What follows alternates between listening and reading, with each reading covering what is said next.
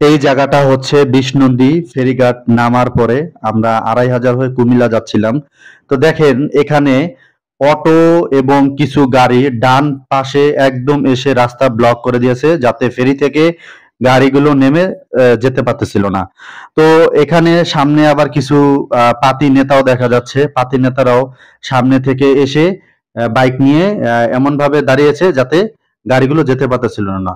তো মূলত এই ভিডিওটা করার উদ্দেশ্য হচ্ছে এটা যে বাংলাদেশে শুধু একমাত্র আমাদের কারণে আমরা জ্যামগুলো তৈরি করি। না হলে যদি এই লাইনটা যদি ক্লিয়ার করে যদি আমরা রাখি তাহলে কিন্তু কোনোভাবে পিছনে জ্যাম লাগার কোনো সুযোগ থাকে না।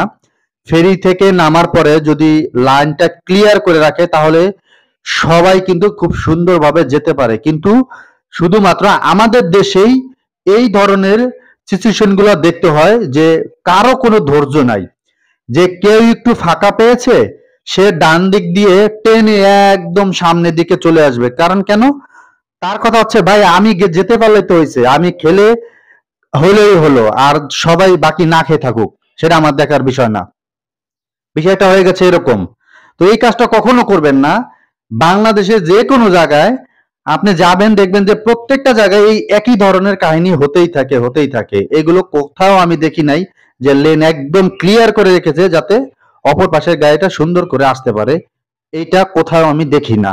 তো আপনারা সবাই চেষ্টা করবেন যে যার জায়গা থেকে নিয়ম কানুনগুলো মেনে চলবেন, তাহলেই কোনো সম্ভাবনা থাকবে না জ্যাম লেগে থাকার। তো সবাই চেষ্টা করব ইনশাল্লাহ যে আমরা ভালোভাবে আমরা ড্রাইভ করব এবং নিয়ম কানুনগুলো মেনে চলবো।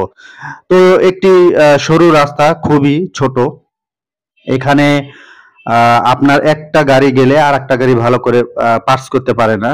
তো এখন হচ্ছে আমাদের এই গাড়িটাই সামনে গিয়ে একটা অটো এসে ধাম করে মেরে দিয়েছে। তো সেটার বিষয়টা একটু বলি, কারণটা যে মোড়ের মধ্যে অটো রিক্সা সে হর্ন দেয় নাই এবং সে নিয়ম কানুনগুলো মানে নাই এবং স্পিড ছিল তার বেশি।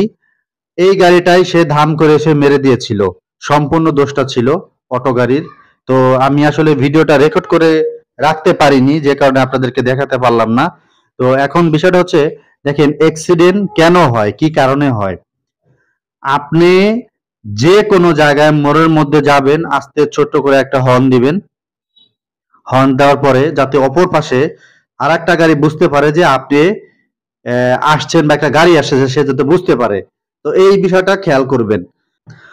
আপনারা যারা ড্রাইভিং শিখতে চান আমাদের সাথে যোগাযোগ করতে পারেন। আমাদের ভিডিও স্ক্রিনে দেওয়া নাম্বারে কল করবেন বা ভিডিও ডেসক্রিপশনে নাম্বার দেওয়া আছে ওইখান থেকে কল করবেন। কল করার সময় সকাল 10টা থেকে রাত 10টা পর্যন্ত, এবং সেই সাথে আপনি সারা বাংলাদেশ থেকে এসে ড্রাইভিং শিখতে পারবেন। আমাদের বাসা ভাড়া ২০০০ টাকা আর ড্রাইভিং শিখতে পড়বে ৮০০০ টাকা। আপনি সিট বুকিং করবেন, তার ১ মাস পরে সিট পাবেন। আর এই ভিডিওটা একটু শেয়ার করে দিবেন যাতে অন্যজন দেখে উপকৃত হয়। আর ভিডিওটা ভালো লাগলে লাইক, কমেন্ট, শেয়ার করে সাবস্ক্রাইব করে দিবেন অবশ্যই চ্যানেলটি। তো দেখা হবে নতুন কোনো ভিডিওতে। সে পর্যন্ত সবাই ভালো থাকবেন। আল্লাহ হাফেজ।